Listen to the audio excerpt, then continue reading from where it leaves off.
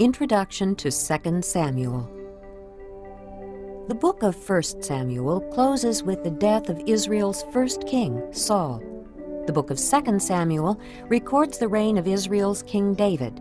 He ruled for 40 years.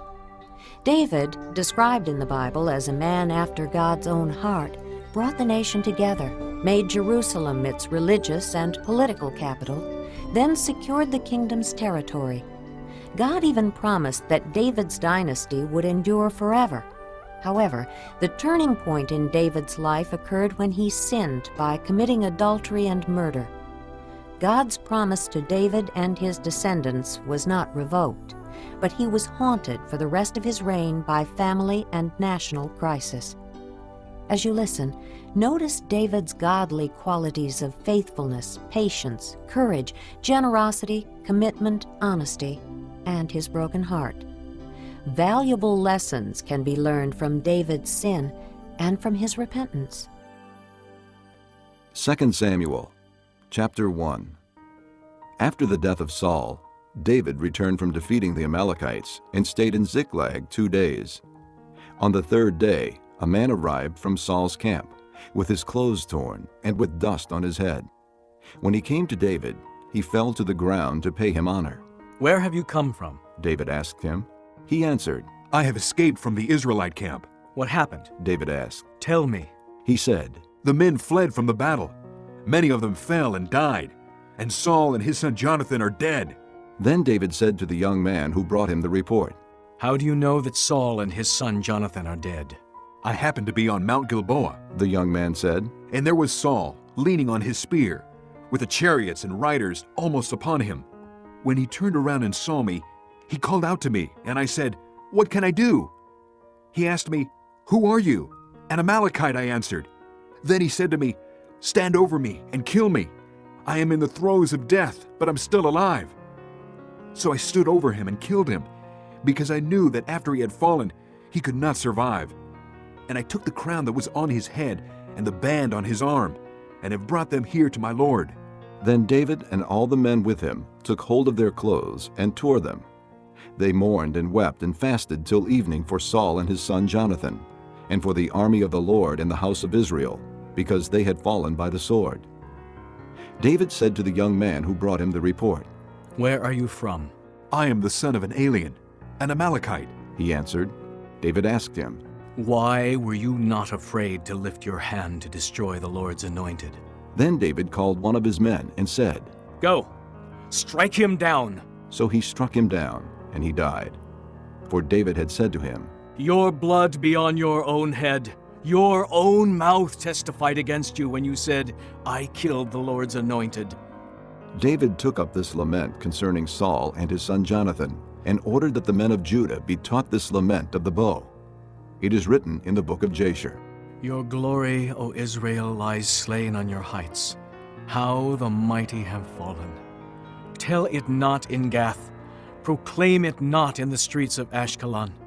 Lest the daughters of the Philistines be glad, lest the daughters of the uncircumcised rejoice. O mountains of Gilboa, may you have neither dew nor rain, nor fields that yield offerings of grain. For there the shield of the mighty was defiled, the shield of Saul, no longer rubbed with oil. From the blood of the slain, from the flesh of the mighty, the bow of Jonathan did not turn back. The sword of Saul did not return unsatisfied. Saul and Jonathan, in life they were loved and gracious, and in death they were not parted. They were swifter than eagles, they were stronger than lions. O daughters of Israel, weep for Saul, who clothed you in scarlet and finery, who adorned your garments with ornaments of gold.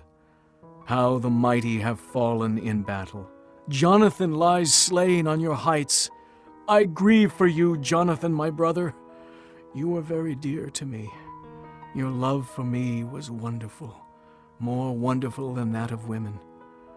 How the mighty have fallen. The weapons of war have perished."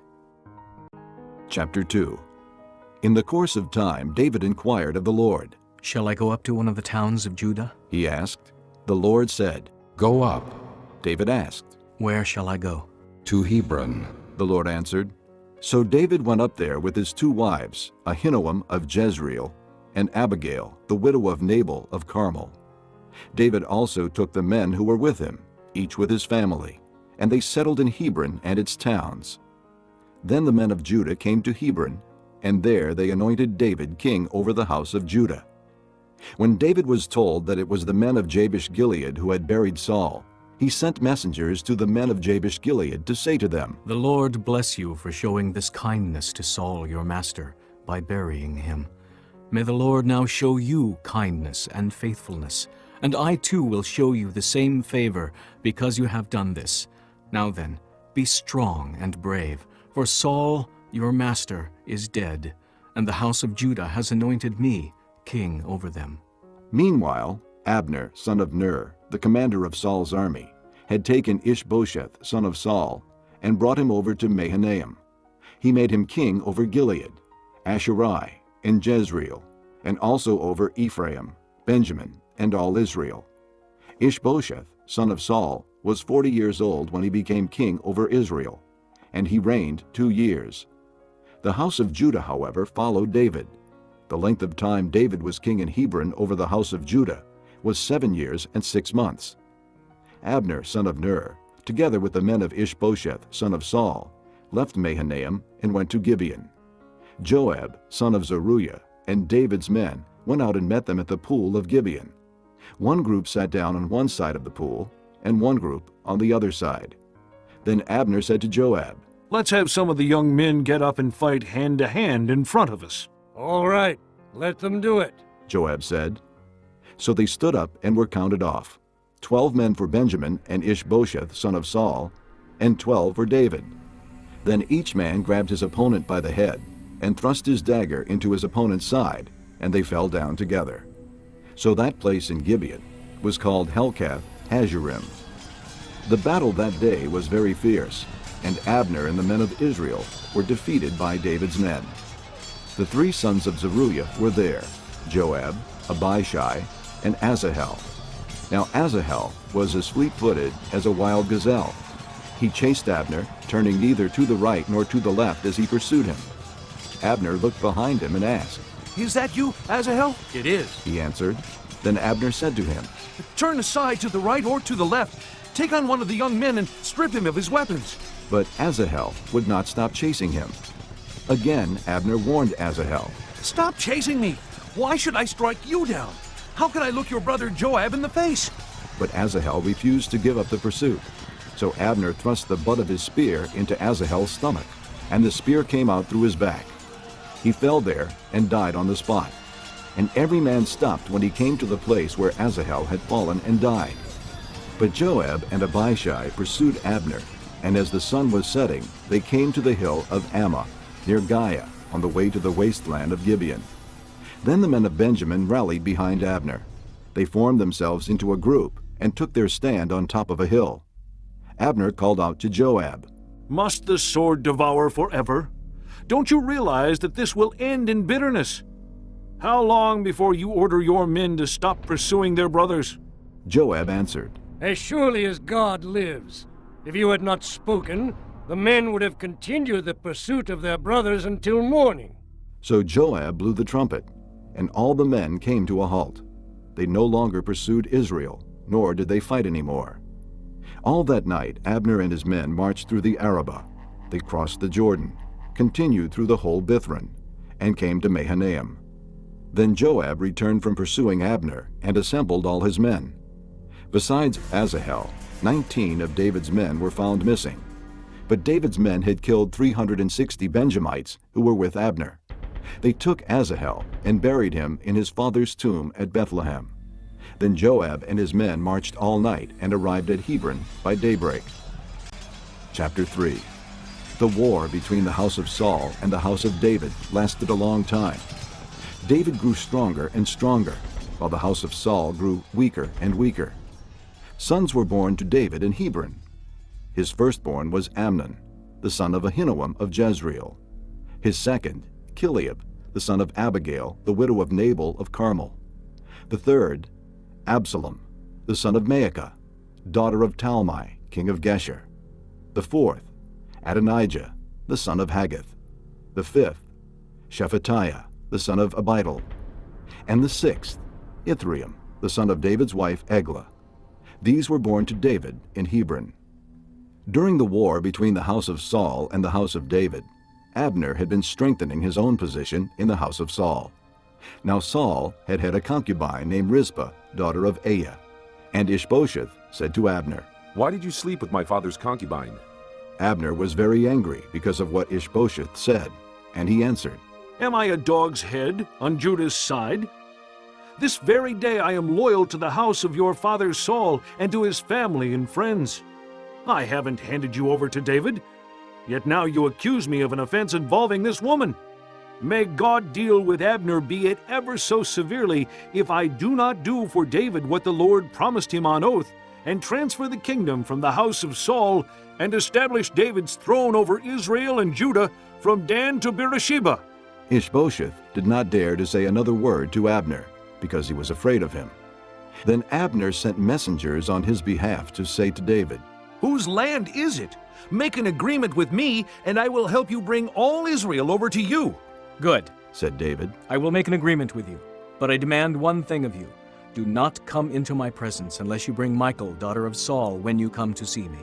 Then David sent messengers to Ishbosheth, son of Saul, demanding, "Give me my wife Michal, whom I betrothed to myself for the price of 100 Philistine foreskins." So Ishbosheth gave orders and had her taken away from her husband Paltiel, son of Laish. Her husband, however, went with her, weeping behind her, all the way to Bahurim. Then Abner said to him, "Go back home." So he went back.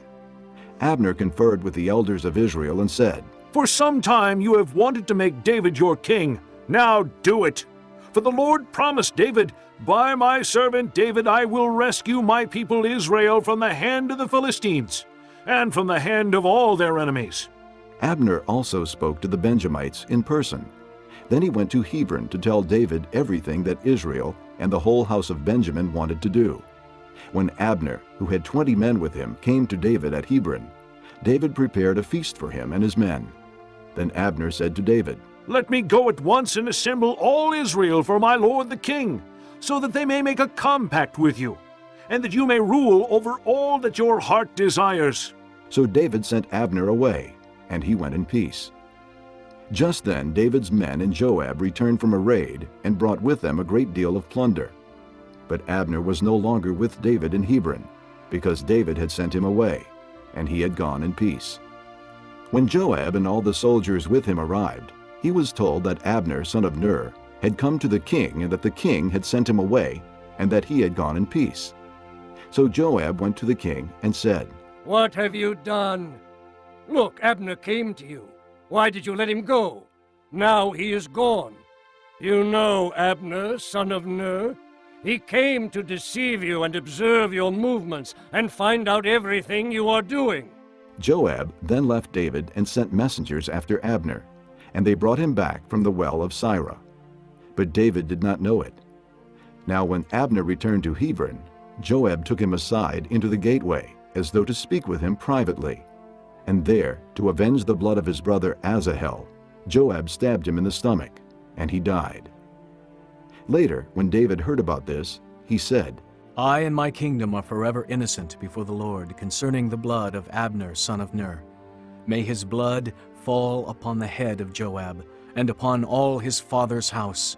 May Joab's house never be without someone who has a running sore, or leprosy, or who leans on a crutch, or who falls by the sword, or who lacks food. Joab and his brother Abishai murdered Abner because he had killed their brother Asahel in the battle at Gibeon. Then David said to Joab and all the people with him, Tear your clothes and put on sackcloth and walk in mourning in front of Abner. King David himself walked behind the bier. They buried Abner in Hebron, and the king wept aloud at Abner's tomb. All the people wept also. The king sang this lament for Abner. Should Abner have died as the lawless die? Your hands were not bound, your feet were not fettered. You fell as one falls before wicked men. And all the people wept over him again. Then they all came and urged David to eat something while it was still day. But David took an oath, saying, May God deal with me, be it ever so severely, if I taste bread or anything else before the sun sets. All the people took note and were pleased. Indeed, everything the king did pleased them. So on that day, all the people and all Israel knew that the king had no part in the murder of Abner, son of Ner.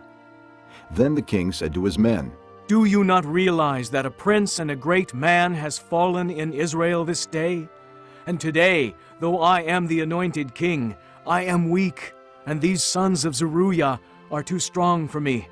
May the Lord repay the evildoer according to his evil deeds. Chapter 4. When Ishbosheth, son of Saul, heard that Abner had died in Hebron, he lost courage, and all Israel became alarmed. Now Saul's son had 2 men who were leaders of raiding bands. One was named Baanah, and the other Rechab. They were sons of Rimmon the Beerothite, from the tribe of Benjamin. Beeroth is considered part of Benjamin, because the people of Beeroth fled to Gittaim and have lived there as aliens to this day. Jonathan, son of Saul, had a son who was lame in both feet. He was 5 years old when the news about Saul and Jonathan came from Jezreel.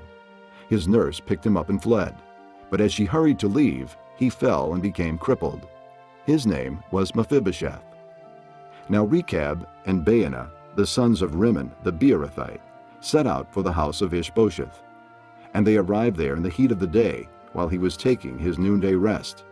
They went into the inner part of the house, as if to get some wheat, and they stabbed him in the stomach.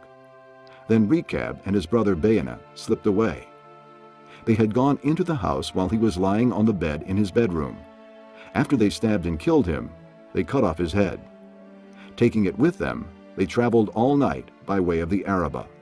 They brought the head of Ishbosheth to David at Hebron and said to the king, Here is the head of Ishbosheth, son of Saul, your enemy, who tried to take your life. This day the Lord has avenged my lord the king against Saul and his offspring.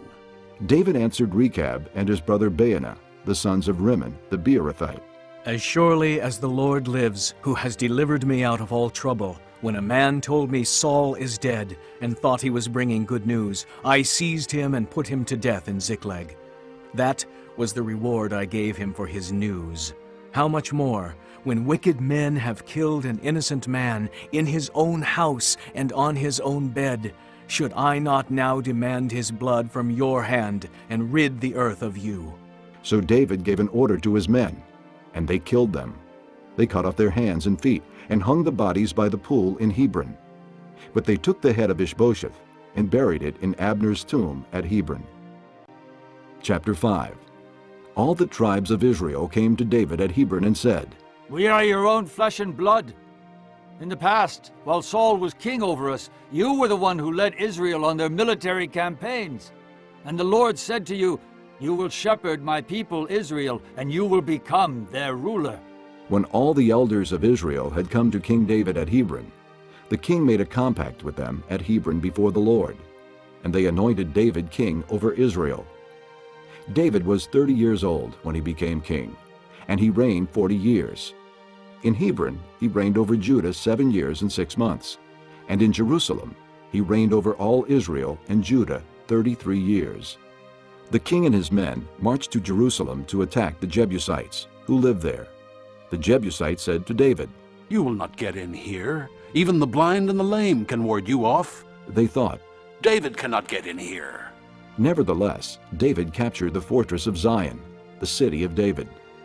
On that day, David said, Anyone who conquers the Jebusites will have to use the water shaft to reach those lame and blind who are David's enemies. That is why they say, The blind and lame will not enter the palace. David then took up residence in the fortress and called it the City of David. He built up the area around it, from the supporting terraces inward, and he became more and more powerful, because the Lord God Almighty was with him. Now Hiram, king of Tyre, sent messengers to David along with cedar logs and carpenters and stonemasons, and they built a palace for David. And David knew that the Lord had established him as king over Israel, and had exalted his kingdom for the sake of his people Israel.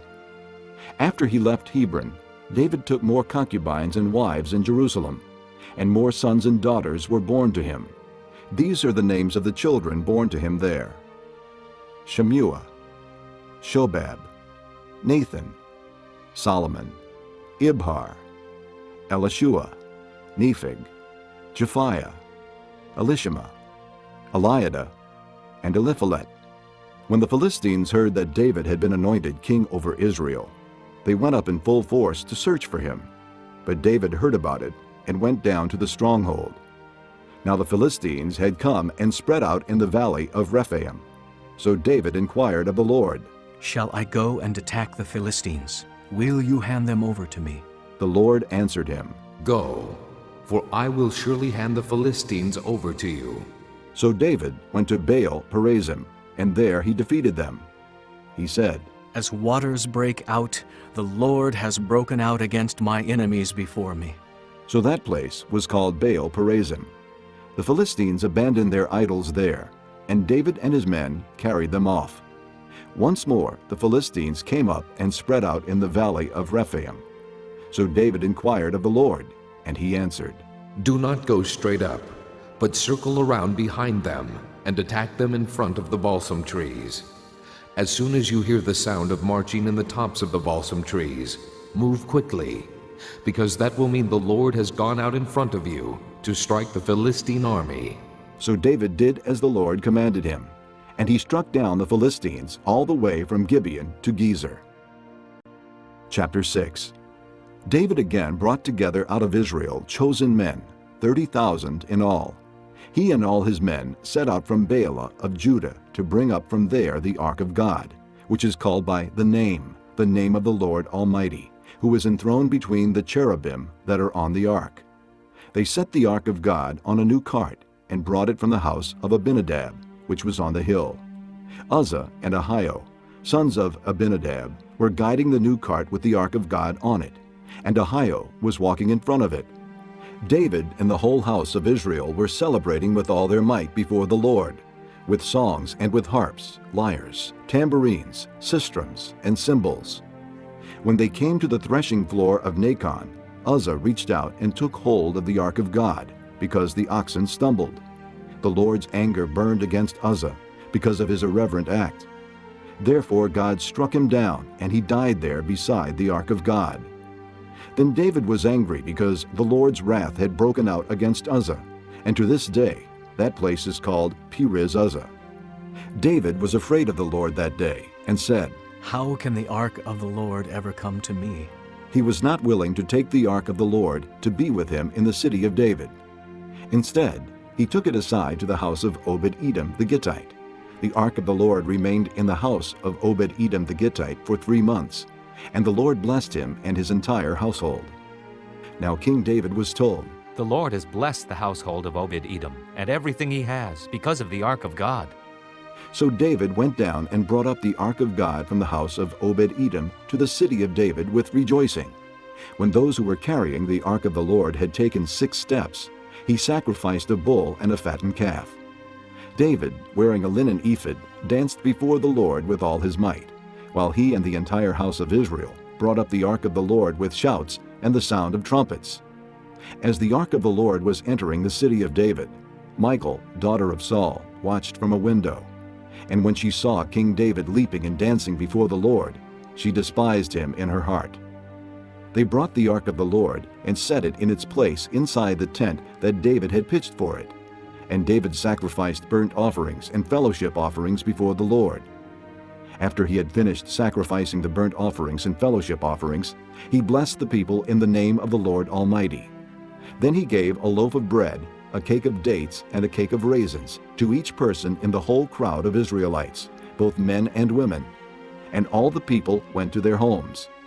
When David returned home to bless his household, Michal, daughter of Saul, came out to meet him and said, How the king of Israel has distinguished himself today, disrobing in the sight of the slave girls of his servants, as any vulgar fellow would. David said to Michal, It was before the Lord who chose me rather than your father, or anyone from his house, when he appointed me ruler over the Lord's people, Israel. I will celebrate before the Lord. I will become even more undignified than this, and I will be humiliated in my own eyes. But by these slave girls you spoke of, I will be held in honor. And Michal, daughter of Saul, had no children to the day of her death. Chapter 7.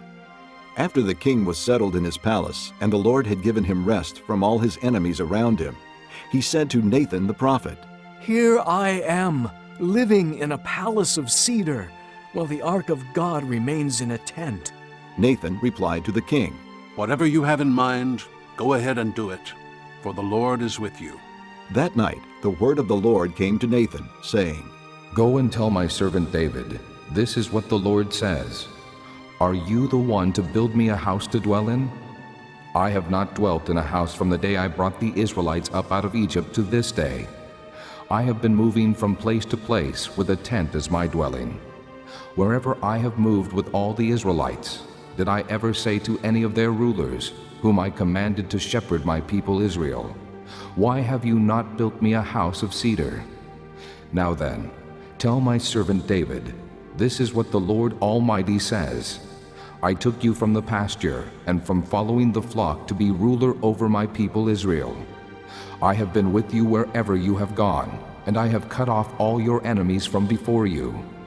Now I will make your name great, like the names of the greatest men of the earth. And I will provide a place for my people Israel, and will plant them so that they can have a home of their own, and no longer be disturbed.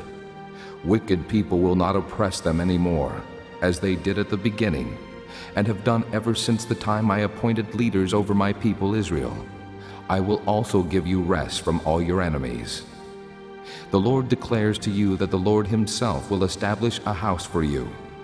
When your days are over and you rest with your fathers, I will raise up your offspring to succeed you, who will come from your own body, and I will establish his kingdom. He is the one who will build a house for my name, and I will establish the throne of his kingdom forever. I will be his father, and he will be my son. When he does wrong, I will punish him with the rod of men, with floggings inflicted by men. But my love will never be taken away from him, as I took it away from Saul, whom I removed from before you. Your house and your kingdom will endure forever before me. Your throne will be established forever. Nathan reported to David all the words of this entire revelation. Then King David went in and sat before the Lord, and he said, Who am I, O sovereign Lord, and what is my family, that you have brought me this far? And as if this were not enough in your sight, O sovereign Lord, you have also spoken about the future of the house of your servant. Is this your usual way of dealing with man, O sovereign Lord? What more can David say to you? For you know your servant, O sovereign Lord. For the sake of your word and according to your will, you have done this great thing and made it known to your servant. How great you are, O sovereign Lord! There is no one like you, and there is no God but you, as we have heard with our own ears. And who is like your people Israel, the one nation on earth that God went out to redeem as a people for himself, and to make a name for himself, and to perform great and awesome wonders by driving out nations and their gods from before your people, whom you redeemed from Egypt?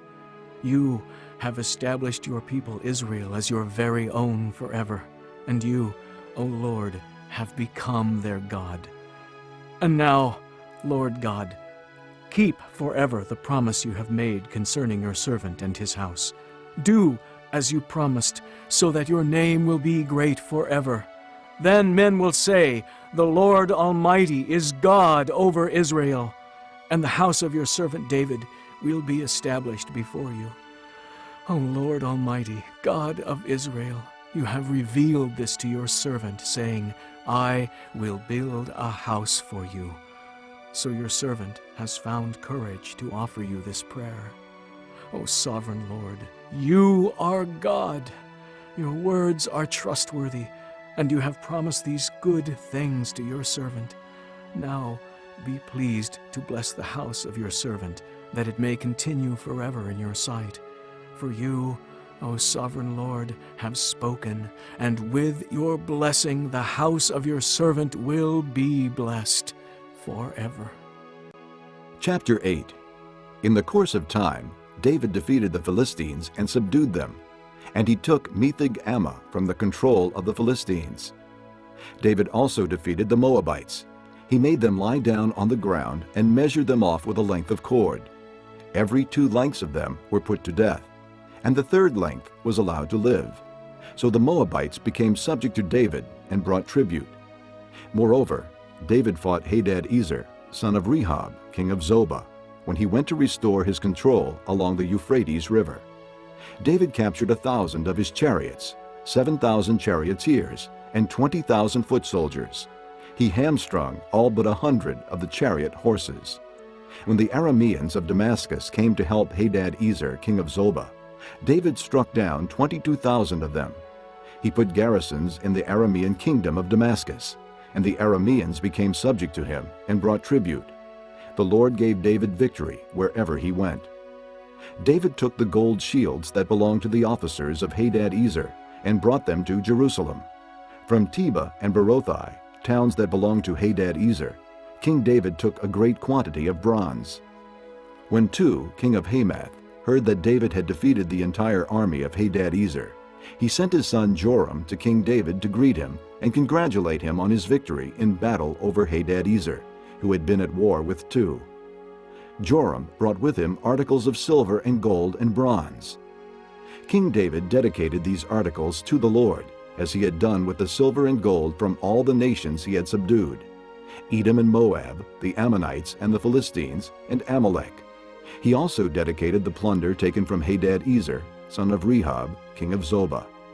And David became famous after he returned from striking down 18,000 Edomites in the Valley of Salt. He put garrisons throughout Edom, and all the Edomites became subject to David. The Lord gave David victory wherever he went. David reigned over all Israel, doing what was just and right for all his people. Joab, son of Zeruiah, was over the army. Jehoshaphat, son of Ahilud, was recorder. Zadok, son of Ahitub, and Ahimelech, son of Abiathar, were priests. Seraiah was secretary. Benaiah, son of Jehoiada, was over the Kerethites and Pelethites. And David's sons were royal advisers. Chapter 9. David asked, "Is there anyone still left of the house of Saul to whom I can show kindness for Jonathan's sake?" Now there was a servant of Saul's household named Ziba. They called him to appear before David, and the king said to him, "Are you Ziba?" Your servant. He replied. The king asked, "Is there no one still left of the house of Saul to whom I can show God's kindness?" Ziba answered the king. There is still a son of Jonathan. He is crippled in both feet. "Where is he?" The king asked. Ziba answered, He is at the house of Machir, son of Ammiel in Lodebar. So King David had him brought from Lodebar, from the house of Machir, son of Ammiel. When Mephibosheth, son of Jonathan, the son of Saul, came to David, he bowed down to pay him honor. David said, "Mephibosheth." Your servant. He replied. "Don't be afraid, David said to him, for I will surely show you kindness for the sake of your father Jonathan. I will restore to you all the land that belonged to your grandfather Saul, and you will always eat at my table." Mephibosheth bowed down and said, What is your servant that you should notice a dead dog like me? Then the king summoned Ziba, Saul's servant, and said to him, "I have given your master's grandson everything that belonged to Saul and his family. You and your sons and your servants are to farm the land for him and bring in the crops, so that your master's grandson may be provided for. And Mephibosheth, grandson of your master, will always eat at my table." Now Ziba had 15 sons and 20 servants. Then Ziba said to the king, Your servant will do whatever my lord the king commands his servant to do. So Mephibosheth ate at David's table like one of the king's sons. Mephibosheth had a young son named Micah, and all the members of Ziba's household were servants of Mephibosheth. And Mephibosheth lived in Jerusalem, because he always ate at the king's table, and he was crippled in both feet. Chapter 10. In the course of time, the king of the Ammonites died, and his son Hanun succeeded him as king. David thought, "I will show kindness to Hanun, son of Nahash, just as his father showed kindness to me." So David sent a delegation to express his sympathy to Hanun concerning his father. When David's men came to the land of the Ammonites, the Ammonite nobles said to Hanun their lord, "Do you think David is honoring your father by sending men to you to express sympathy? Hasn't David sent them to you to explore the city and spy it out and overthrow it?" So Hanun seized David's men, shaved off half of each man's beard, cut off their garments in the middle at the buttocks, and sent them away. When David was told about this, he sent messengers to meet the men, for they were greatly humiliated. The king said, Stay at Jericho till your beards have grown, and then come back. When the Ammonites realized that they had become a stench in David's nostrils, they hired 20,000 Aramean foot soldiers from Beth-rehob and Zobah, as well as the king of Maacah with 1,000 men, and also 12,000 men from Tob. On hearing this, David sent Joab out with the entire army of fighting men. The Ammonites came out and drew up in battle formation at the entrance to their city gate, while the Arameans of Zobah and Rehob and the men of Tob and Maacah were by themselves in the open country. Joab saw that there were battle lines in front of him and behind him, so he selected some of the best troops in Israel and deployed them against the Arameans. He put the rest of the men under the command of Abishai, his brother, and deployed them against the Ammonites. Joab said, "If the Arameans are too strong for me, then you are to come to my rescue. But if the Ammonites are too strong for you, then I will come to rescue you. Be strong, and let us fight bravely for our people and the cities of our God. The Lord will do what is good in his sight." Then Joab and the troops with him advanced to fight the Arameans, and they fled before him. When the Ammonites saw that the Arameans were fleeing, they fled before Abishai and went inside the city. So Joab returned from fighting the Ammonites and came to Jerusalem. After the Arameans saw that they had been routed by Israel, they regrouped. Hadadezer had Arameans brought from beyond the river. They went to Helam with Shobach, the commander of Hadadezer's army, leading them. When David was told of this, he gathered all Israel, crossed the Jordan, and went to Helam. The Arameans formed their battle lines to meet David and fought against him. But they fled before Israel, and David killed 700 of their charioteers and 40,000 of their foot soldiers. He also struck down Shobach, the commander of their army, and he died there. When all the kings who were vassals of Hadadezer saw that they had been defeated by Israel, they made peace with the Israelites and became subject to them. So the Arameans were afraid to help the Ammonites anymore. Chapter 11. In the spring, at the time when kings go off to war, David sent Joab out with the king's men and the whole Israelite army. They destroyed the Ammonites and besieged Rabbah, but David remained in Jerusalem. One evening, David got up from his bed and walked around on the roof of the palace. From the roof he saw a woman bathing. The woman was very beautiful, and David sent someone to find out about her. The man said, "Isn't this Bathsheba, the daughter of Eliam, and the wife of Uriah the Hittite?" Then David sent messengers to get her. She came to him, and he slept with her. She had purified herself from her uncleanness. Then she went back home. The woman conceived and sent word to David, saying, "I am pregnant." So David sent this word to Joab, Send me Uriah the Hittite. and Joab sent him to David. When Uriah came to him, David asked him how Joab was, how the soldiers were, and how the war was going. Then David said to Uriah, Go down to your house and wash your feet. So Uriah left the palace, and a gift from the king was sent after him.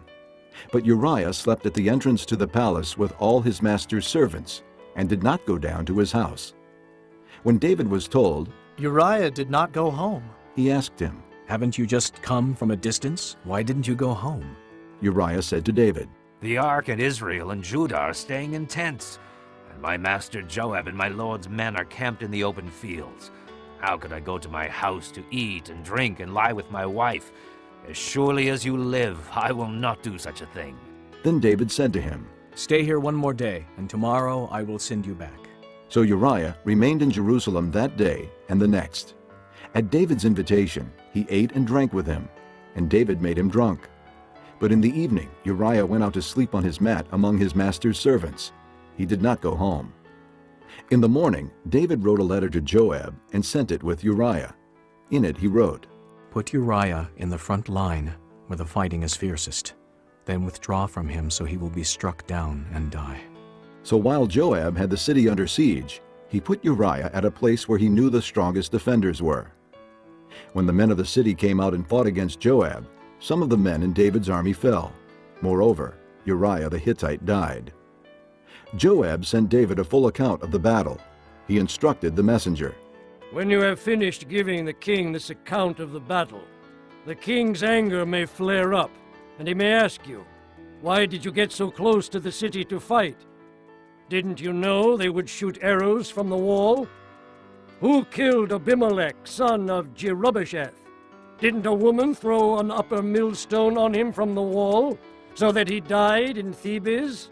Why did you get so close to the wall?" If he asks you this, then say to him, "Also, your servant Uriah the Hittite is dead." The messenger set out, and when he arrived, he told David everything Joab had sent him to say.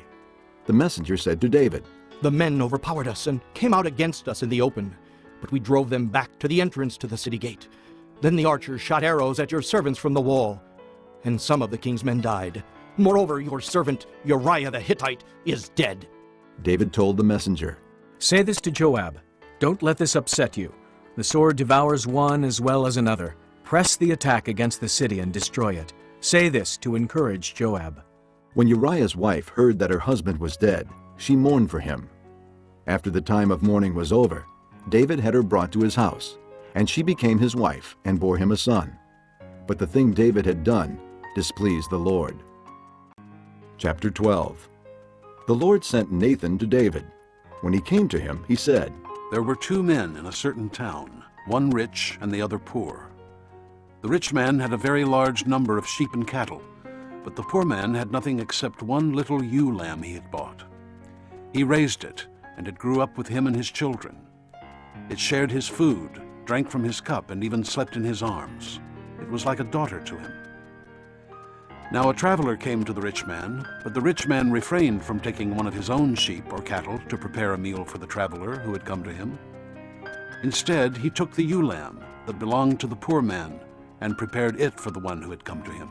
David burned with anger against the man and said to Nathan, As surely as the Lord lives, the man who did this deserves to die. He must pay for that lamb 4 times over, because he did such a thing and had no pity.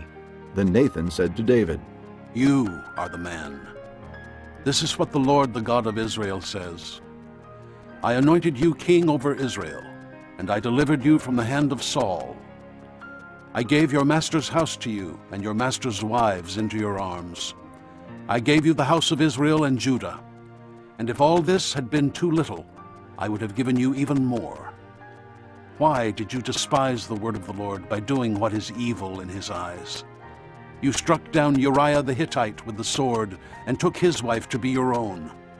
You killed him with the sword of the Ammonites. Now, therefore, the sword will never depart from your house, because you despised me and took the wife of Uriah the Hittite to be your own.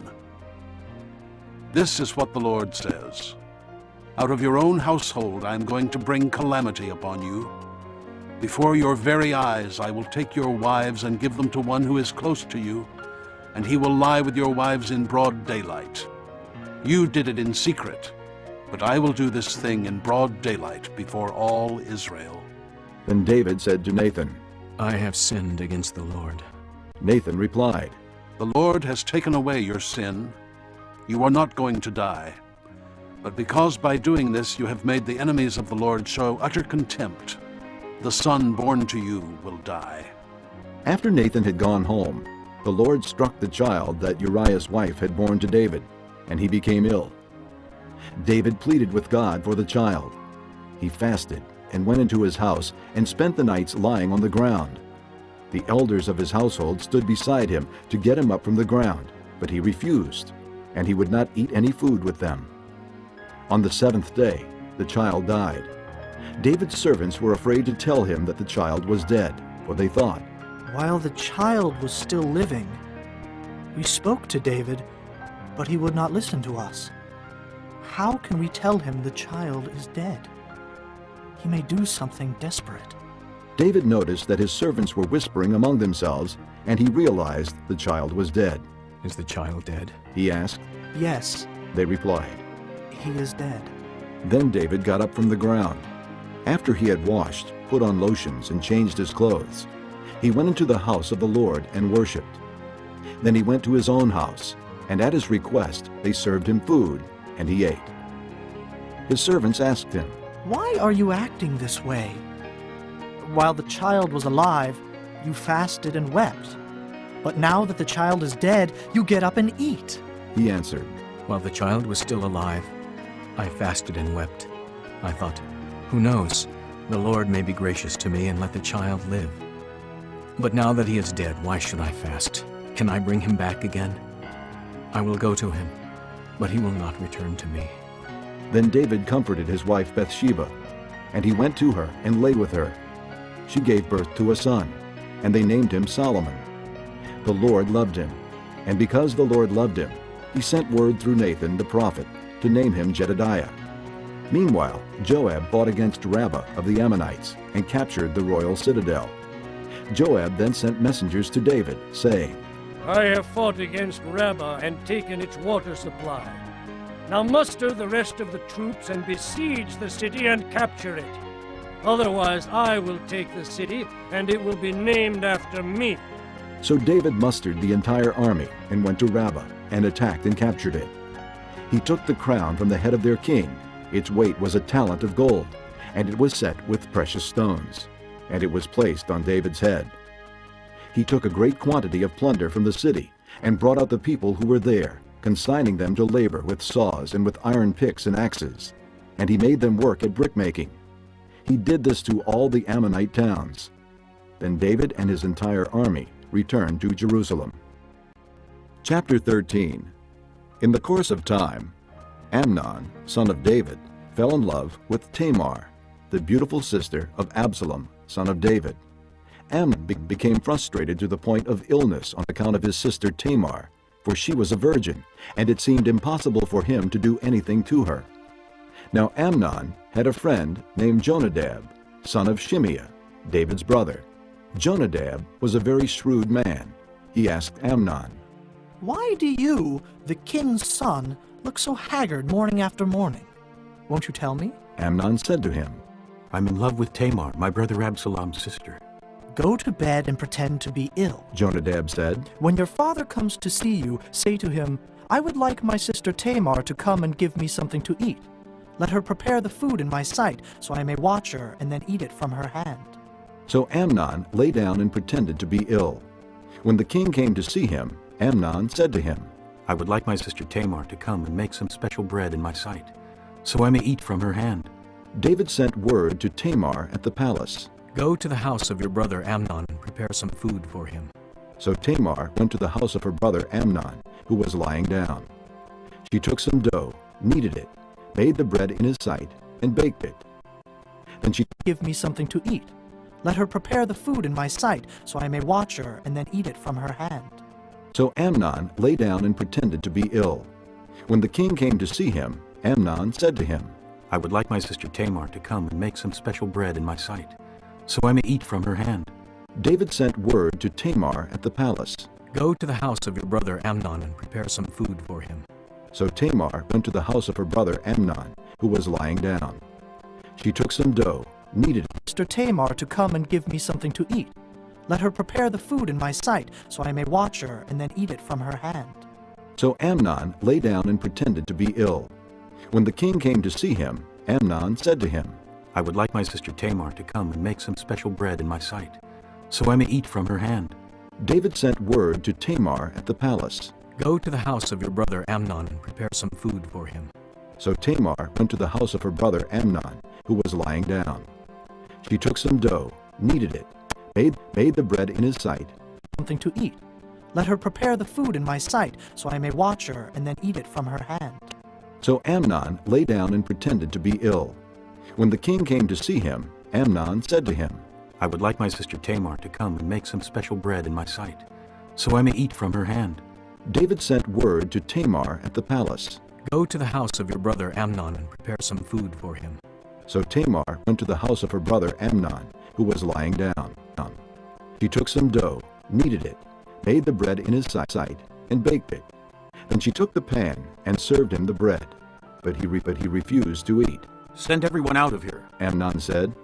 So everyone left him. When King David heard all this, he was furious. Absalom never said a word to Amnon, either good or bad. He hated Amnon because he had disgraced his sister Tamar. 2 years later, when Absalom's sheep shearers were at Baal Hazor near the border of Ephraim, he invited all the king's sons to come there.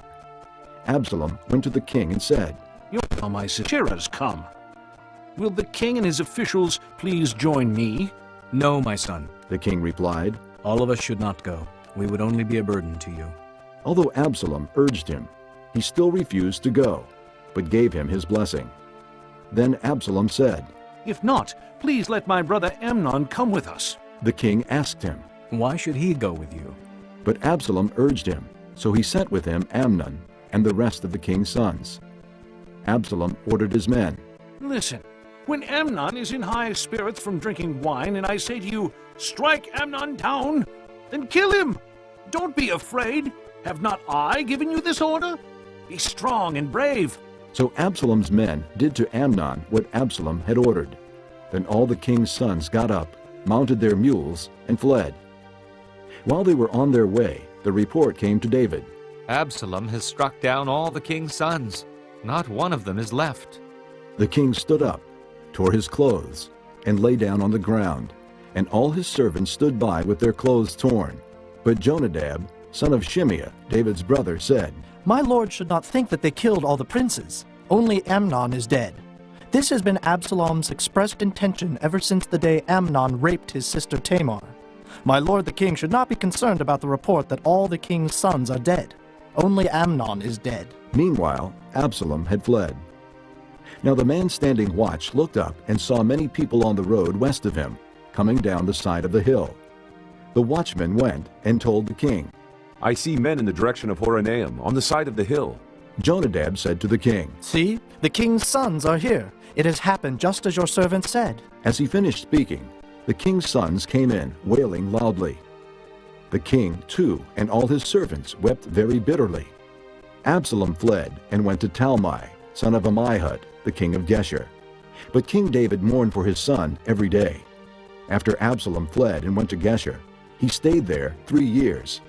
And the spirit of the king longed to go to Absalom, for he was consoled concerning Amnon's death. Chapter 14. Joab, son of Zeruiah, knew that the king's heart longed for Absalom. So Joab sent someone to Tekoa, and had a wise woman brought from there. He said to her, Pretend you are in mourning. Dress in mourning clothes, and don't use any cosmetic lotions.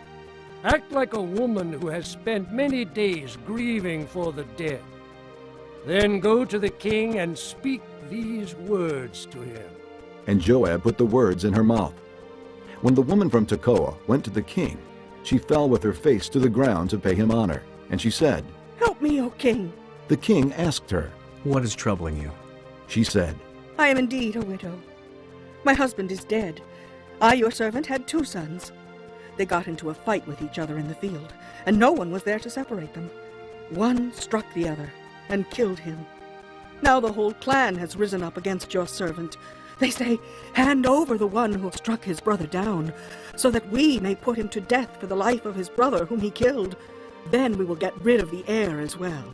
They would put out the only burning coal I have left, leaving my husband neither name nor descendant on the face of the earth. The king said to the woman, Go home, and I will issue an order in your behalf. But the woman from Tekoa said to him, My lord the king, let the blame rest on me and on my father's family, and let the king and his throne be without guilt. The king replied, If anyone says anything to you, bring him to me, and he will not bother you again. She said, Then let the king invoke the Lord his God to prevent the avenger of blood from adding to the destruction, so that my son will not be destroyed. As surely as the Lord lives, he said, not one hair of your son's head will fall to the ground. Then the woman said, Let your servant speak a word to my lord the king. Speak, he replied. The woman said, Why then have you devised a thing like this against the people of God? When the king says this, does he not convict himself? For the king has not brought back his banished son. Like water spilled on the ground, which cannot be recovered, so we must die. But God does not take away life. Instead, he devises ways so that a banished person may not remain estranged from him. And now I have come to say this to my lord the king, because the people have made me afraid. Your servant thought, I will speak to the king. Perhaps he will do what his servant asks. Perhaps the king will agree. The king has not brought back his banished son. Like water spilled on the ground, which cannot be recovered, so we must die.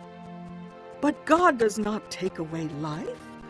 Instead, he devises ways so that a banished person may not remain estranged from him. And now I have come to say this to my lord the king, because the people have made me afraid. Your servant thought, I will speak to the king. Perhaps... The woman said. The king asked, Isn't the hand of Joab with you in all this? The woman answered, As surely as you live, my lord the king, no one can turn to the right or to the left from anything my lord the king says. Yes, it was your servant Joab who instructed me to do this, and who put all these words into the mouth of your servant. Your servant Joab did this to change the present situation. My lord has wisdom like that of an angel of God. He knows everything that happens in the land. The king said to Joab, Very well, I will do it. Go, bring back the young man Absalom. Joab fell with his face to the ground to pay him honor, and he blessed the king. Joab said, Today your servant knows that he has found favor in your eyes, my lord the king, because the king has granted his servant's request. Then Joab went to Geshur and brought Absalom back to Jerusalem. But the king said, He must go to his own house. He must not see my face. So Absalom went to his own house and did not see the face of the king. In all Israel there was not a man so highly praised for his handsome appearance as Absalom. From the top of his head to the sole of his foot there was no blemish in him. Whenever he cut the hair of his head, he used to cut his hair from time to time when it became too heavy for him. He would weigh it, and its weight was 200 shekels by the royal standard. 3 sons and a daughter were born to Absalom. The daughter's name was Tamar, and she became a beautiful woman. Absalom lived 2 years in Jerusalem without seeing the king's face. Then Absalom sent for Joab in order to send him to the king, but Joab refused to come to him. So he sent a second time, but he refused to come. Then he said to his servants, Look, Joab's field is next to mine, and he has barley there. Go and set it on fire. So Absalom's servants set the field on fire. Then Joab did go to Absalom's house, and he said to him, Why have your servants set my field on fire? Absalom said to Joab, Look, I sent word to you and said, Come here so I can send you to the king to ask, Why have I come from Geshur? It would be better for me if I were still there.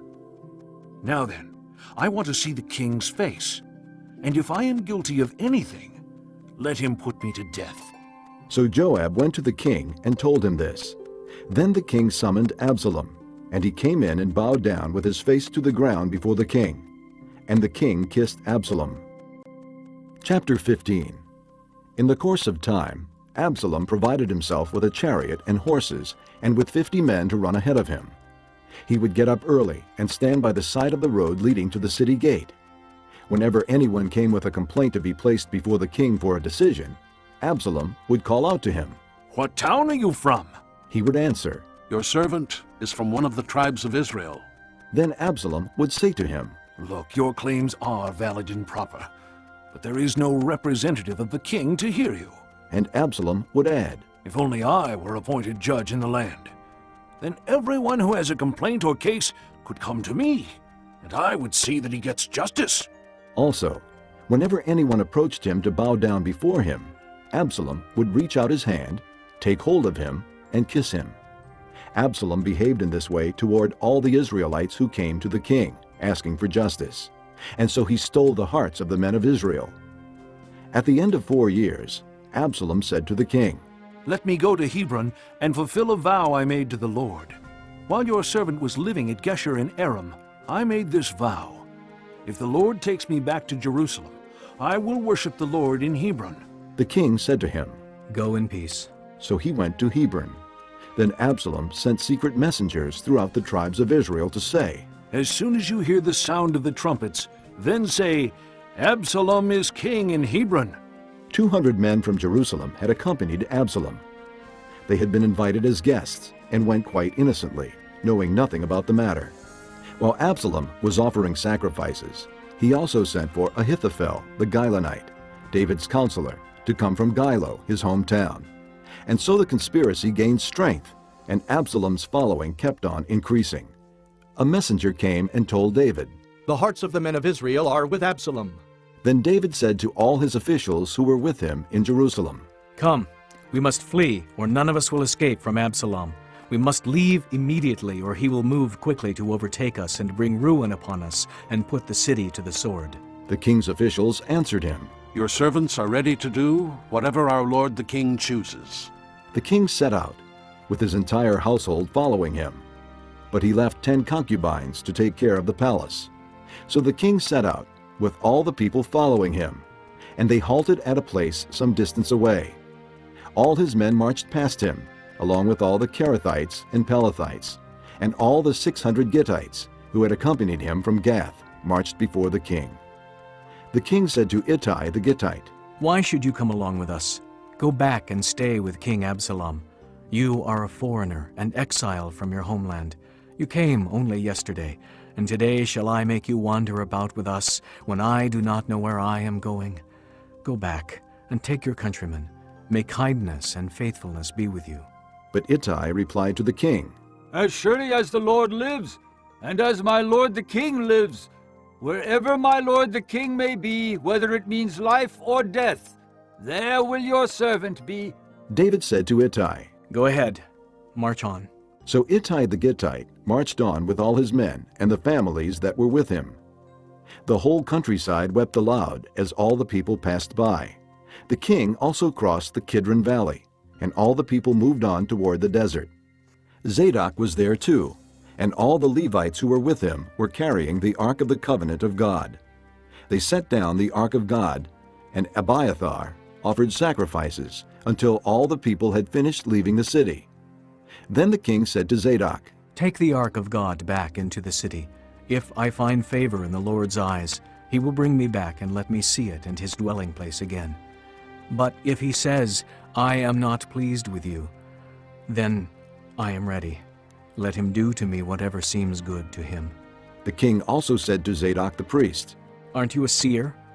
Go back to the city in peace with your son Ahimaaz and Jonathan, son of Abiathar. You and Abiathar take your 2 sons with you. I will wait at the fords in the desert until word comes from you to inform me. So Zadok and Abiathar took the Ark of God back to Jerusalem and stayed there. But David continued up the Mount of Olives, weeping as he went. His head was covered, and he was barefoot. All the people with him covered their heads too, and were weeping as they went up. Now David had been told, Ahithophel is among the conspirators with Absalom. So David prayed, O Lord, turn Ahithophel's counsel into foolishness. When David arrived at the summit, where people used to worship God, Hushai the Archite was there to meet him, his robe torn and dust on his head. David said to him, If you go with me, you will be a burden to me. But if you return to the city and say to Absalom, I will be your servant, O king. I was your father's servant in the past, but now I will be your servant. Then you can help me by frustrating Ahithophel's advice. Won't the priests Zadok and Abiathar be there with you? Tell them anything you hear in the king's palace.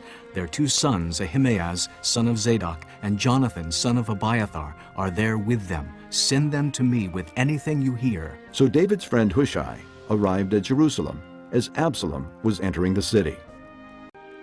Chapter 16. When David had gone a short distance beyond the summit, there was Ziba, the steward of Mephibosheth, waiting to meet him. He had a string of donkeys saddled and loaded with 200 loaves of bread, 100 cakes of raisins, 100 cakes of figs, and a skin of wine. The king asked Ziba, Why have you brought these? Ziba answered, The donkeys are for the king's household to ride on. The bread and fruit are for the men to eat. and the wine is to refresh those who become exhausted in the desert. The king then asked, Where is your master's grandson? Ziba said to him, He is staying in Jerusalem, because he thinks, Today the house of Israel will give me back my grandfather's kingdom. Then the king said to Ziba, All that belonged to Mephibosheth is now yours. I humbly bow. Ziba said, May I find favor in your eyes, my lord the king. As King David approached Bahurim, a man from the same clan as Saul's family came out from there. His name was Shimei, son of Gera, and he cursed as he came out. He pelted David and all the king's officials with stones, though all the troops and the special guard were on David's right and left. As he cursed, Shimei said, Get out! Get out, you man of blood, you scoundrel! The Lord has repaid you for all the blood you shed in the household of Saul, in whose place you have reigned. The Lord has handed the kingdom over to your son Absalom. You have come to ruin because you are a man of blood. Then Abishai, son of Zeruiah, said to the king, Why should this dead dog curse my lord the king? Let me go over and cut off his head. But the king said, What do you and I have in common, you sons of Zeruiah? If he is cursing because the Lord said to him, Curse David, who can ask, Why do you do this? David then said to Abishai and all his officials, My son, who is of my own flesh, is trying to take my life. How much more then this Benjamite? Leave him alone. Let him curse, for the Lord has told him to. It may be that the Lord will see my distress and repay me with good for the cursing I am receiving today. So David and his men continued along the road while Shimei was going along the hillside opposite him, cursing as he went, and throwing stones at him and showering him with dirt. The king and all the people with him arrived at their destination exhausted, and there he refreshed himself. Meanwhile, Absalom and all the men of Israel came to Jerusalem, and Ahithophel was with him. Then Hushai the Archite, David's friend, went to Absalom and said to him, Long live the king! Long live the king! Absalom asked Hushai, Is this the love you show your friend? Why didn't you go with your friend? Hushai said to Absalom, No. The one chosen by the Lord, by these people, and by all the men of Israel, his I will be, and I will remain with him. Furthermore, whom should I serve? Should I not serve the son? Just as I served your father, so I will serve you. Absalom said to Ahithophel, Give us your advice. What should we do? Ahithophel answered, Lie with your father's concubines, whom he left to take care of the palace. Then all Israel will hear that you have made yourself a stench in your father's nostrils, and the hands of everyone with you will be strengthened. So they pitched a tent for Absalom on the roof, and he lay with his father's concubines in the sight of all Israel. Now in those days, the advice Ahithophel gave was like that of one who inquires of God. That was how both David and Absalom regarded all of Ahithophel's advice. Chapter 17. Ahithophel said to Absalom, I would choose 12,000 men and set out tonight in pursuit of David. I would attack him while he is weary and weak. I would strike him with terror, and then all the people with him will flee. I would strike down only the king and bring all the people back to you. The death of the man you seek will mean the return of all. All the people will be unharmed. This plan seemed good to Absalom and to all the elders of Israel. But Absalom said, Summon also Hushai the Archite, so we can hear what he has to say. When Hushai came to him, Absalom said, Ahithophel has given this advice. Should we do what he says? If not, give us your opinion. Hushai replied to Absalom, The advice Ahithophel has given is not good this time. You know your father and his men. They are fighters, and as fierce as a wild bear robbed of her cubs. Besides, your father is an experienced fighter. He will not spend the night with the troops. Even now, he is hidden in a cave or some other place.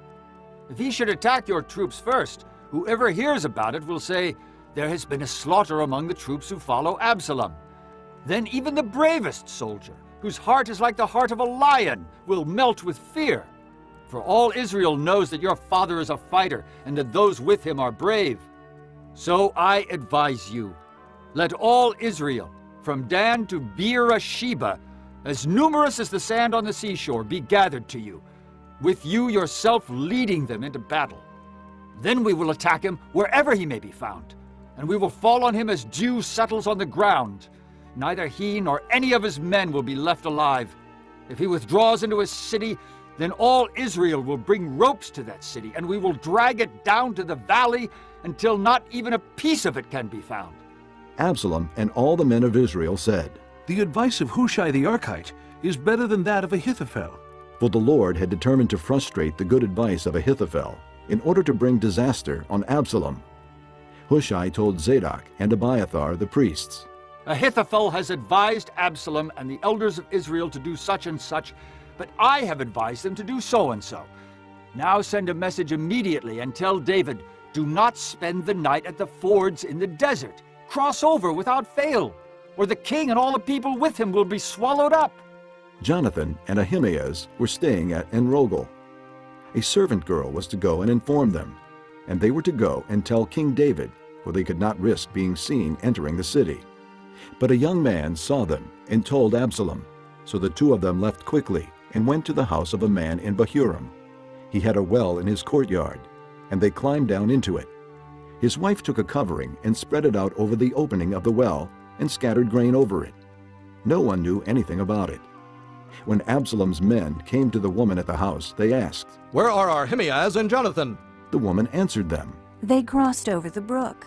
The men searched but found no one, so they returned to Jerusalem.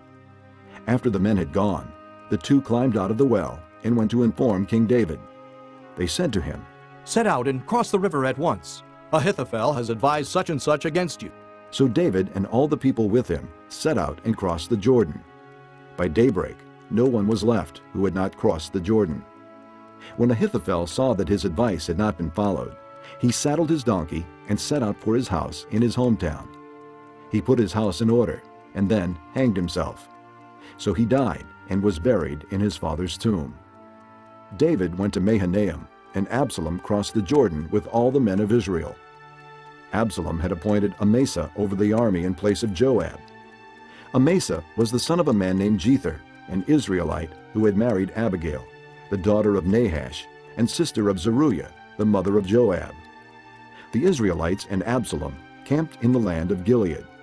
When David came to Mahanaim, Shobai, son of Nahash, from Rabbah of the Ammonites, and Machir, son of Ammiel, from Lo-debar, and Barzillai the Gileadite from Rogelim, brought bedding and bowls and articles of pottery.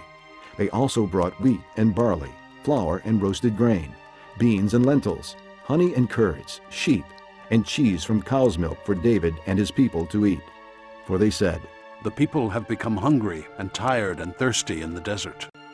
Chapter 18. David mustered the men who were with him, and appointed over them commanders of thousands and commanders of hundreds.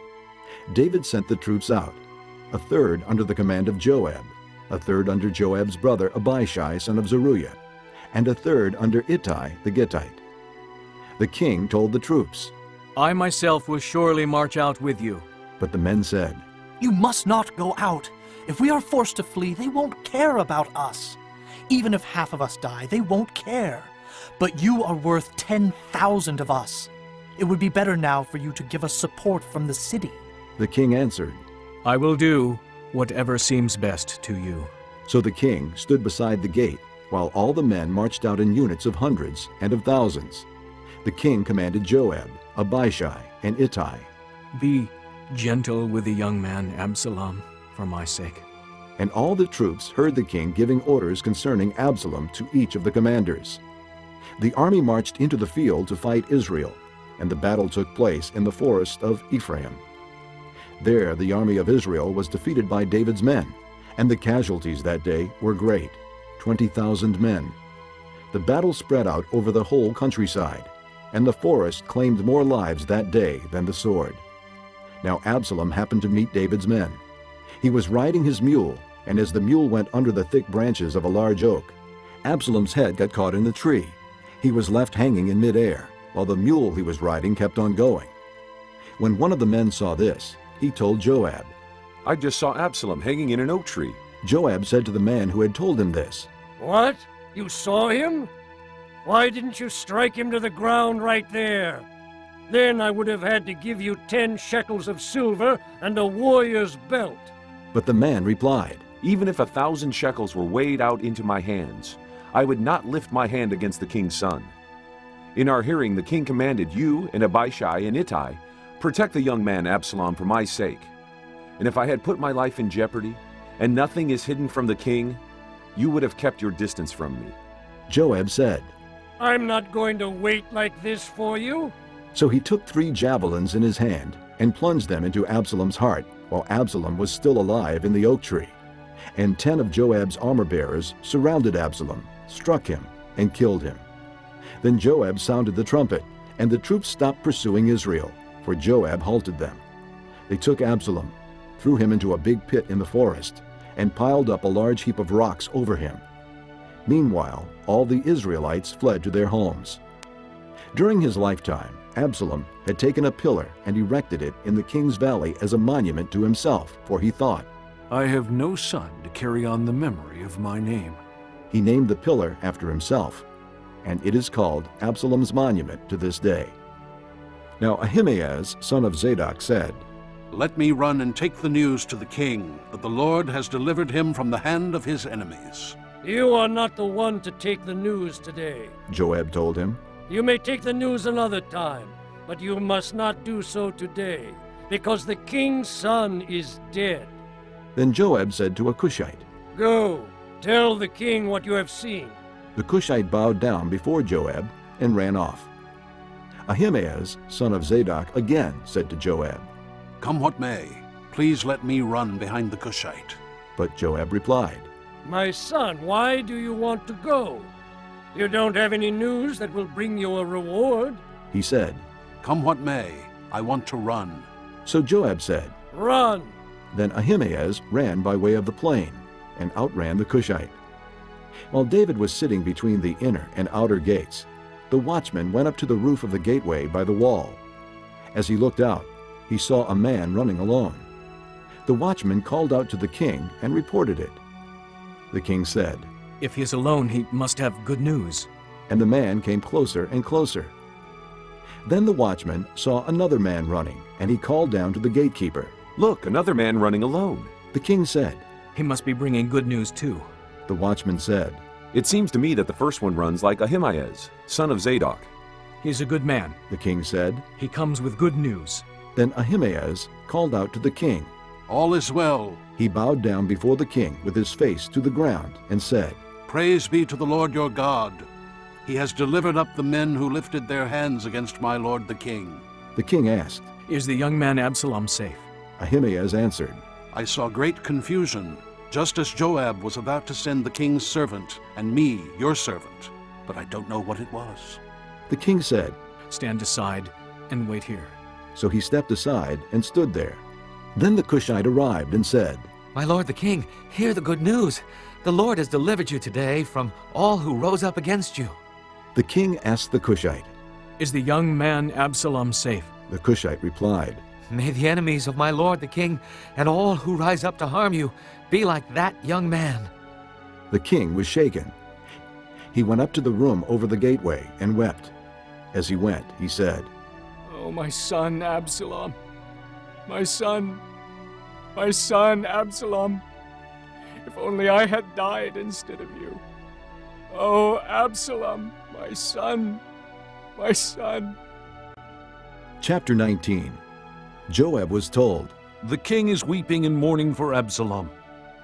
And for the whole army, the victory that day was turned into mourning, because on that day the troops heard it said, The king is grieving for his son. The men stole into the city that day as men steal in who are ashamed when they flee from battle. The king covered his face and cried aloud, Oh, my son Absalom. Oh, Absalom, my son. Then Joab went into the house to the king and said, Today you have humiliated all your men, who have just saved your life, and the lives of your sons and daughters, and the lives of your wives and concubines. You love those who hate you, and hate those who love you. You have made it clear today that the commanders and their men mean nothing to you. I see that you would be pleased if Absalom were alive today and all of us were dead. Now go out and encourage your men. I swear by the Lord that if you don't go out, not a man will be left with you by nightfall. This will be worse for you than all the calamities that have come upon you from your youth till now. So the king got up and took his seat in the gateway. When the men were told, "The king is sitting in the gateway," they all came before him. Meanwhile, the Israelites had fled to their homes. Throughout the tribes of Israel, the people were all arguing with each other, saying, "The king delivered us from the hand of our enemies. He is the one who rescued us from the hand of the Philistines. But now he has fled the country because of Absalom. And Absalom, whom we anointed to rule over us, has died in battle. So why do you say nothing about bringing the king back?" King David sent this message to Zadok and Abiathar, the priests. Ask the elders of Judah, why should you be the last to bring the king back to his palace, since what is being said throughout Israel has reached the king at his quarters? You are my brothers, my own flesh and blood, so why should you be the last to bring back the king? And say to Amasa, are you not my own flesh and blood? May God deal with me, be it ever so severely, if from now on you are not the commander of my army in place of Joab. He won over the hearts of all the men of Judah as though they were one man. They sent word to the king, "Return, you and all your men." Then the king returned and went as far as the Jordan. Now the men of Judah had come to Gilgal to go out and meet the king and bring him across the Jordan. Shimei, son of Gera, the Benjamite from Bahurim, hurried down with the men of Judah to meet King David. With him were 1,000 Benjamites, along with Ziba, the steward of Saul's household, and his 15 sons and 20 servants. They rushed to the Jordan where the king was. They crossed at the ford to take the king's household over, and to do whatever he wished. When Shimei, son of Gera, crossed the Jordan, he fell prostrate before the king and said to him, "May my lord not hold me guilty. Do not remember how your servant did wrong on the day my lord the king left Jerusalem. May the king put it out of his mind. For I, your servant, know that I have sinned. But today I have come here as the first of the whole house of Joseph to come down and meet my lord the king." Then Abishai, son of Zeruiah, said, "Shouldn't Shimei be put to death for this? He cursed the Lord's anointed." David replied, What do you and I have in common, you sons of Zeruiah? This day you have become my adversaries. Should anyone be put to death in Israel today? Do I not know that today I am king over Israel? So the king said to Shimei, You shall not die. And the king promised him on oath. Mephibosheth, Saul's grandson, also went down to meet the king. He had not taken care of his feet, or trimmed his mustache, or washed his clothes from the day the king left until the day he returned safely. When he came from Jerusalem to meet the king asked him, Why didn't you go with me, Mephibosheth? He said, "My lord the king, since I your servant am lame, I said, I will have my donkey saddled and will ride on it, so I can go with the king. But Ziba my servant betrayed me, and he has slandered your servant to my lord the king. My lord the king is like an angel of God, so do whatever pleases you. All my grandfather's descendants deserved nothing but death from my lord the king. But you gave your servant a place among those who eat at your table. So what right do I have to make any more appeals to the king?" The king said to him, Why say more? I order you and Ziba to divide the fields. Mephibosheth said to the king, "Let him take everything, now that my lord the king has arrived home safely." Barzillai the Gileadite also came down from Rogelim to cross the Jordan with the king, and to send him on his way from there. Now Barzillai was a very old man, 80 years of age. He had provided for the king during his stay in Mahanaim, for he was a very wealthy man. The king said to Barzillai, Cross over with me and stay with me in Jerusalem, and I will provide for you. But Barzillai answered the king, How many more years will I live that I should go up to Jerusalem with the king? I am now 80 years old. Can I tell the difference between what is good and what is not? Can your servant taste what he eats and drinks? Can I still hear the voices of men and women singers? Why should your servant be an added burden to my lord the king? Your servant will cross over the Jordan with the king for a short distance, but why should the king reward me in this way? Let your servant return, that I may die in my own town, near the tomb of my father and mother. But here is your servant Kimham. Let him cross over with my lord the king. Do for him whatever pleases you." The king said, Kimham shall cross over with me, and I will do for him whatever pleases you, and anything you desire from me I will do for you. So all the people crossed the Jordan, and then the king crossed over. The king kissed Barzillai and gave him his blessing, and Barzillai returned to his home. When the king crossed over to Gilgal, Kimham crossed with him. All the troops of Judah and half the troops of Israel had taken the king over. Soon all the men of Israel were coming to the king and saying to him, "Why did our brothers, the men of Judah, steal the king away and bring him and his household across the Jordan, together with all his men?" All the men of Judah answered the men of Israel, "We did this because the king is closely related to us. Why are you angry about it? Have we eaten any of the king's provisions? Have we taken anything for ourselves?" Then the men of Israel answered the men of Judah, "We have 10 shares in the king, and besides, we have a greater claim on David than you have. So why do you treat us with contempt? Were we not the first to speak of bringing back our king?" But the men of Judah responded even more harshly than the men of Israel. Chapter 20. Now a troublemaker named Sheba, son of Bichri, a Benjamite, happened to be there. He sounded the trumpet and shouted, "We have no share in David, no part in Jesse's son. Every man to his tent, O Israel!" So all the men of Israel deserted David to follow Sheba, son of Bichri. But the men of Judah stayed by their king all the way from the Jordan to Jerusalem. When David returned to his palace in Jerusalem, he took the 10 concubines he had left to take care of the palace and put them in a house under guard. He provided for them, but did not lie with them. They were kept in confinement till the day of their death, living as widows. Then the king said to Amasa, Summon the men of Judah to come to me within 3 days and be here yourself. But when Amasa went to summon Judah, he took longer than the time the king had set for him. David said to Abishai, Now Sheba, son of Bichri, will do us more harm than Absalom did. Take your master's men and pursue him, or he will find fortified cities and escape from us. So Joab's men and the Kerethites and Pelethites and all the mighty warriors went out under the command of Abishai. They marched out from Jerusalem to pursue Sheba, son of Bichri. While they were at the great rock in Gibeon, Amasa came to meet them. Joab was wearing his military tunic, and strapped over it at his waist was a belt with a dagger in its sheath. As he stepped forward, it dropped out of its sheath. Joab said to Amasa, How are you, my brother? Then Joab took Amasa by the beard with his right hand to kiss him.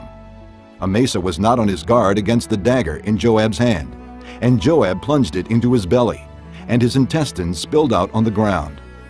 Without being stabbed again, Amasa died. Then Joab and his brother Abishai pursued Sheba, son of Bichri. One of Joab's men stood beside Amasa and said, Whoever favors Joab, and whoever is for David, let him follow Joab. Amasa lay wallowing in his blood in the middle of the road, and the man saw that all the troops came to a halt there. When he realized that everyone who came up to Amasa stopped, he dragged him from the road into a field and threw a garment over him.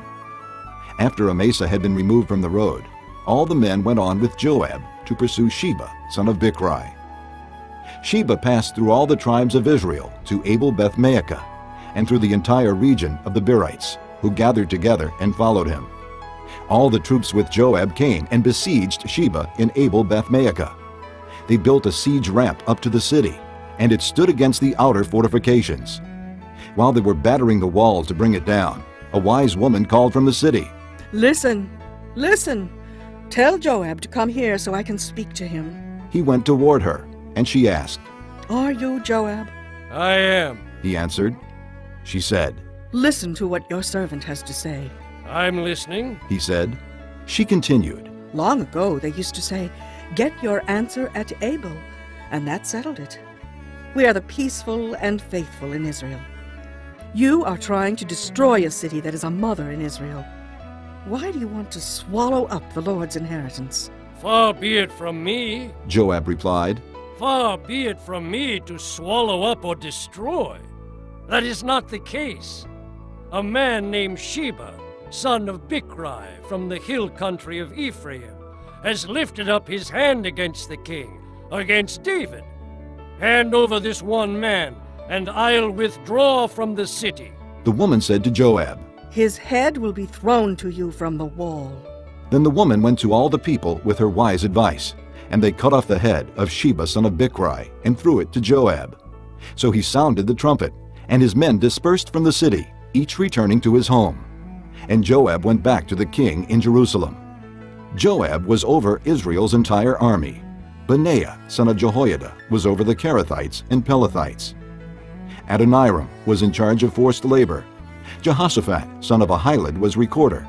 Sheva was secretary. Zadok and Abiathar were priests. And Ira the Jairite was David's priest. Chapter 21. During the reign of David, there was a famine for 3 successive years. So David sought the face of the Lord. The Lord said, It is on account of Saul and his blood-stained house. It is because he put the Gibeonites to death. The king summoned the Gibeonites and spoke to them. Now the Gibeonites were not a part of Israel, but were survivors of the Amorites. The Israelites had sworn to spare them, but Saul, in his zeal for Israel and Judah, had tried to annihilate them. David asked the Gibeonites, What shall I do for you? How shall I make amends so that you will bless the Lord's inheritance? The Gibeonites answered him, We have no right to demand silver or gold from Saul or his family, nor do we have the right to put anyone in Israel to death. What do you want me to do for you? David asked. They answered the king, As for the man who destroyed us and plotted against us so that we have been decimated and have no place anywhere in Israel, let 7 of his male descendants be given to us to be killed and exposed before the Lord at Gibeah of Saul, the Lord's chosen one. So the king said, I will give them to you. The king spared Mephibosheth, son of Jonathan, the son of Saul, because of the oath before the Lord between David and Jonathan, son of Saul. But the king took Armoni and Mephibosheth, the 2 sons of Aiah's daughter, Rizpah, whom she had borne to Saul, together with the 5 sons of Saul's daughter, Merab, whom she had borne to Adriel, son of Barzillai, the Maholathite. He handed them over to the Gibeonites, who killed and exposed them on a hill before the Lord. All 7 of them fell together. They were put to death during the first days of the harvest, just as the barley harvest was beginning.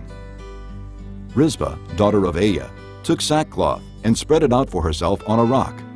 From the beginning of the harvest till the rain poured down from the heavens on the bodies, she did not let the birds of the air touch them by day, or the wild animals by night. When David was told what Aiah's daughter Rizpah, Saul's concubine, had done, he went and took the bones of Saul and his son Jonathan from the citizens of Jabesh-Gilead.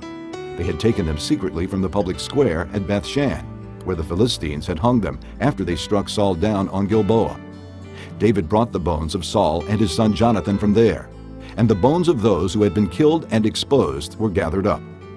They buried the bones of Saul and his son Jonathan in the tomb of Saul's father Kish at Zelah in Benjamin, and did everything the king commanded. After that, God answered prayer in behalf of the land. Once again, there was a battle between the Philistines and Israel. David went down with his men to fight against the Philistines, and he became exhausted. And Ishbi-Benob, one of the descendants of Rapha, whose bronze spearhead weighed 300 shekels, and who was armed with a new sword, said he would kill David. But Abishai, son of Zeruiah, came to David's rescue. He struck the Philistine down and killed him. Then David's men swore to him, saying, Never again will you go out with us to battle, so that the lamp of Israel will not be extinguished.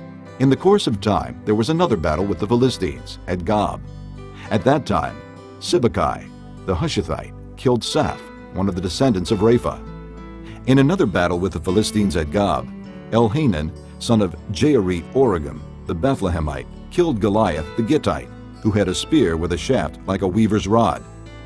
In still another battle, which took place at Gath, there was a huge man with 6 fingers on each hand and 6 toes on each foot, 24 in all. He also was descended from Rapha. When he taunted Israel, Jonathan, son of Shimeah, David's brother, killed him. These 4 were descendants of Rapha in Gath, and they fell at the hands of David and his men. Chapter 22. David sang to the Lord the words of this song when the Lord delivered him from the hand of all his enemies and from the hand of Saul. He said, The Lord is my rock, my fortress and my deliverer. My God is my rock in whom I take refuge, my shield and the horn of my salvation. He is my stronghold, my refuge and my Savior. From violent men you save me. I call to the Lord who is worthy of praise, and I am saved from my enemies. The waves of death swirled about me. The torrents of destruction overwhelmed me. The cords of the grave coiled around me. The snares of death confronted me. In my distress, I called to the Lord. I called out to my God. From his temple, he heard my voice. My cry came to his ears. The earth trembled and quaked. The foundations of the heavens shook. They trembled because he was angry. Smoke rose from his nostrils. Consuming fire came from his mouth. Burning coals blazed out of it. He parted the heavens and came down. Dark clouds were under his feet. He mounted the cherubim and flew. He soared on the wings of the wind. He made darkness his canopy around him, the dark rain clouds of the sky.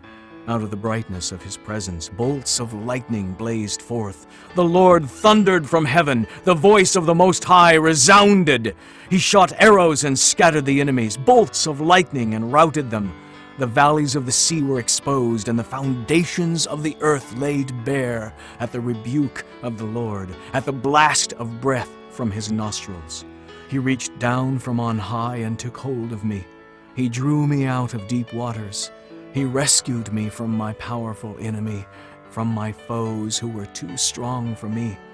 They confronted me in the day of my disaster, but the Lord was my support. He brought me out into a spacious place. He rescued me because he delighted in me. The Lord has dealt with me according to my righteousness. According to the cleanness of my hands, he has rewarded me. For I have kept the ways of the Lord. I have not done evil by turning from my God. All his laws are before me. I have not turned away from his decrees. I have been blameless before him and have kept myself from sin. The Lord has rewarded me according to my righteousness, according to my cleanness in his sight. To the faithful you show yourself faithful. To the blameless you show yourself blameless. To the pure you show yourself pure. But to the crooked you show yourself shrewd. You save the humble, but your eyes are on the haughty to bring them low. You are my lamp, O Lord. The Lord turns my darkness into light. With your help, I can advance against a troop. With my God, I can scale a wall. As for God, his way is perfect. The word of the Lord is flawless.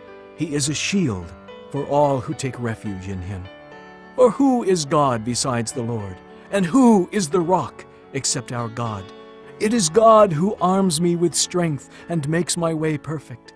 He makes my feet like the feet of a deer. He enables me to stand on the heights. He trains my hands for battle.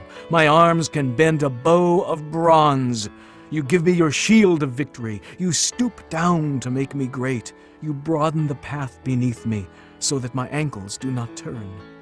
I pursued my enemies and crushed them. I did not turn back till they were destroyed. I crushed them completely, and they could not rise. They fell beneath my feet. You armed me with strength for battle. You made my adversaries bow at my feet. You made my enemies turn their backs in flight, and I destroyed my foes. They cried for help, but there was no one to save them. To the Lord, but he did not answer. I beat them as fine as the dust of the earth. I pounded and trampled them like mud in the streets. You have delivered me from the attacks of my people. You have preserved me as the head of nations. People I did not know are subject to me, and foreigners come cringing to me. As soon as they hear me, they obey me. They all lose heart. They come trembling from their strongholds. The Lord lives! Praise be to my rock! Exalted be God, the rock, my Savior. He is the God who avenges me, who puts the nations under me, who sets me free from my enemies. You exalted me above my foes. From violent men you rescued me. Therefore, I will praise you, O Lord, among the nations. I will sing praises to your name. He gives his king great victories. He shows unfailing kindness to his anointed, to David and his descendants forever. Chapter 23. These are the last words of David. The oracle of David, son of Jesse. The oracle of the man exalted by the Most High, the man anointed by the God of Jacob, Israel's singer of songs. The Spirit of the Lord spoke through me. His word was on my tongue. The God of Israel spoke. The Rock of Israel said to me, when one rules over men in righteousness, when he rules in the fear of God, he is like the light of morning at sunrise, on a cloudless morning, like the brightness after rain that brings the grass from the earth. Is not my house right with God? Has he not made with me an everlasting covenant, arranged and secured in every part? Will he not bring to fruition my salvation and grant me my every desire? But evil men are all to be cast aside like thorns, which are not gathered with the hand. Whoever touches thorns uses a tool of iron or the shaft of a spear. They are burned up where they lie. These are the names of David's mighty men. Josheb-Bashebeth, a Tekemonite, was chief of the three. He raised his spear against 800 men, whom he killed in one encounter. Next to him was Eleazar, son of Dodai, the Ahohite. As one of the three mighty men, he was with David when they taunted the Philistines gathered at Pasdammim for battle. Then the men of Israel retreated, but he stood his ground and struck down the Philistines till his hand grew tired and froze to the sword. The Lord brought about a great victory that day. The troops returned to Eleazar, but only to strip the dead. Next to him was Shammah, son of Agi, the Hararite. When the Philistines banded together at a place where there was a field full of lentils, Israel's troops fled from them. But Shammah took his stand in the middle of the field. He defended it and struck the Philistines down, and the Lord brought about a great victory. During harvest time, 3 of the 30 chief men came down to David at the cave of Adullam, while a band of Philistines was encamped in the valley of Rephaim. At that time, David was in the stronghold, and the Philistine garrison was at Bethlehem. David longed for water and said, Oh, that someone would get me a drink of water from the well near the gate of Bethlehem. So the 3 mighty men broke through the Philistine lines, drew water from the well near the gate of Bethlehem, and carried it back to David. But he refused to drink it. Instead, he poured it out before the Lord. Far be it from me, O Lord, to do this, he said. Is it not the blood of men who went at the risk of their lives? And David would not drink it. Such were the exploits of the 3 mighty men. Abishai, the brother of Joab, son of Zeruiah, was chief of the 3. He raised his spear against 300 men, whom he killed, and so he became as famous as the 3. Was he not held in greater honor than the 3? He became their commander, even though he was not included among them.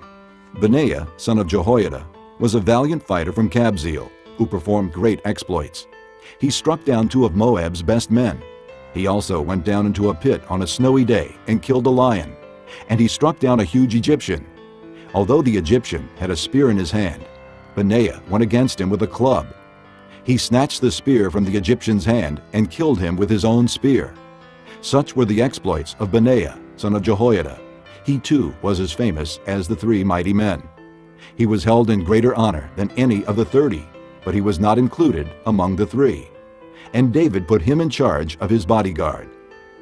Among the 30 were Asahel, the brother of Joab, Elhanan, son of Dodo, from Bethlehem, Shammah the Haradite, Elika the Haradite, Helez the Paltite, Ira, son of Ikesh, from Tekoa, Abiezer from Anathoth, Mebunai the Hushathite, Zalman the Ahohite, Maharai the Netophathite, Heled, son of Baanah the Netophathite, Ithai, son of Ribai, from Gibeah in Benjamin, Benaiah the Pirathonite, Hiddai from the ravines of Gaash, Abi-Alban the Arbathite, Asmaveth the Barhumite, Eliabah the Shaalbanite, the sons of Jashan, Jonathan son of Shammah the Hararite, Ahiam, son of Sherar, the Hararite.